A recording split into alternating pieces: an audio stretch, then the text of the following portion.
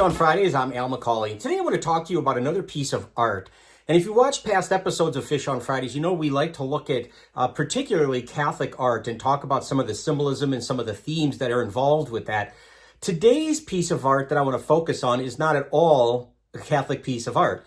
In fact, it's rather secular, but I think it says something about our society today. It's a commentary on our society, and I think there are certainly Christian overtones to it, or ways as Catholics that we can look at this painting and learn some lessons from it. So let's take a look at this. It's of recent vintage. It's only about 60 years old. It's from an artist named Carel, and it's called The Silence. That's simply what it's called, The Silence. And when you look at it, you're going to see three individuals who are standing somewhat in close proximity, and yet they're isolated.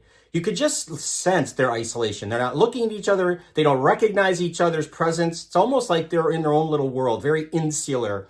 They're isolated, they're aloof. And in a way, you could make an assumption that doing this, isolating themselves, keeps them free from emotional pain.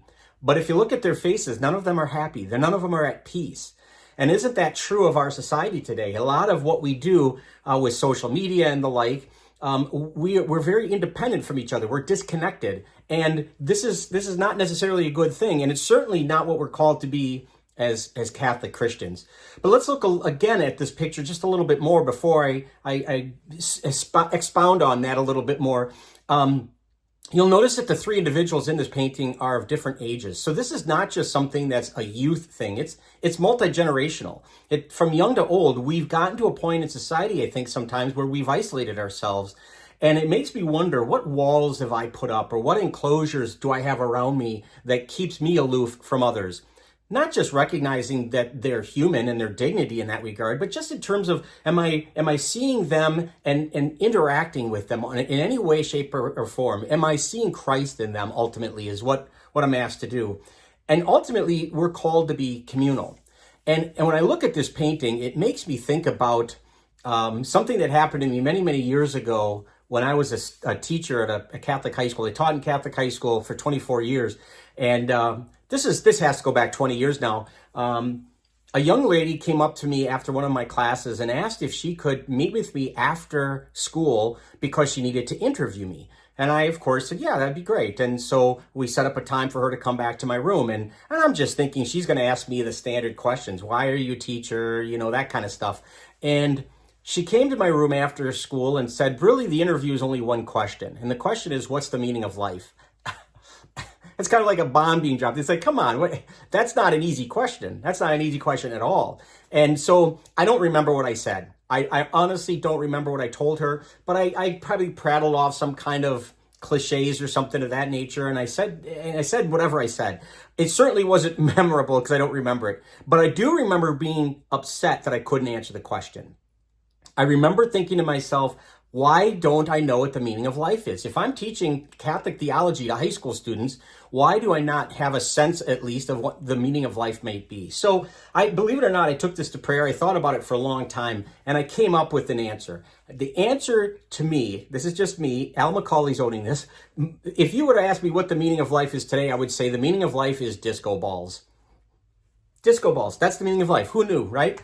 And think about it logically. You think about it on different levels.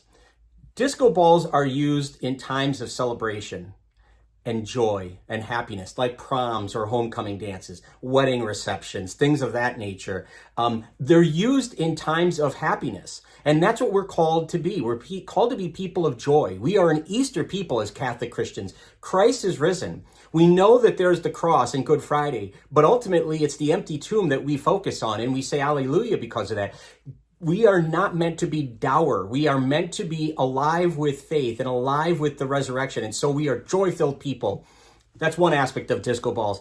Notice when you look at a disco ball too, that there are a lot of little mini mirrored tiles that all around the surface of this globe. And they all look kind of similar, but they're in different positions and they might be differently shaped a little bit here and there. And they represent humanity, quite frankly, because we're all similar in our humanness, but we all have different positions and different gifts that we've been given.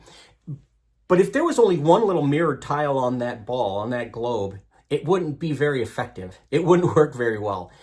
It works best in community. When we are a communal people and we recognize each other's gifts and our common shared humanity, we are more effective and we can do the job for which we are meant to do as a group, as a communal people. The third thing I would say is this, and this is really the key. When you think about when a disco ball is being successful, it is reflecting the light to others. It is not the source of light. We are not the source of grace. We are not the source of any gifts. This is freely given by God. Our lives, our gifts are given by God freely to us, even though we don't deserve them. And so this is what I would say. As Catholics, we are called to be disco balls. We're called to be happy people who work together and live together and recognize each other's dignity. And we reflect that light of goodness to others. And so I would say, how do we do that as Catholics? You know, back when I was a kid, my parents gave each of my siblings and I a copy of the Baltimore Catechism, which, now this goes way back. If you're of older vintage, you may remember this. But one of the key questions, one of the first questions they ask is, why am I here? Why was I made? And I'm summarizing, but the answer basically is to know, love, and serve God in this life so that we can be happy with him in the next.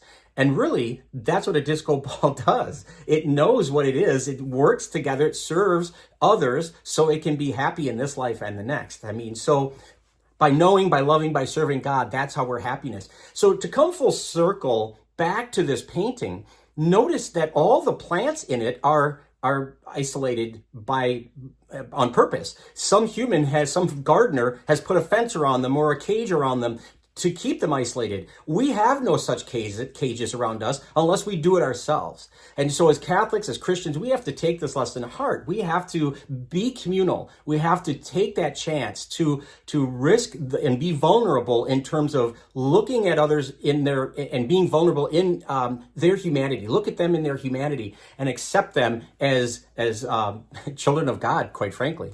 So there you go. That's my take on this piece of art. I hope you've liked this. If you'd like to share this content, we'd love that if you do that. We'd love it if you'd subscribe to our YouTube channel or follow us on Facebook. But either way, we hope you keep tuning in every Friday for Fish on Fridays. Until next time, be good to each other.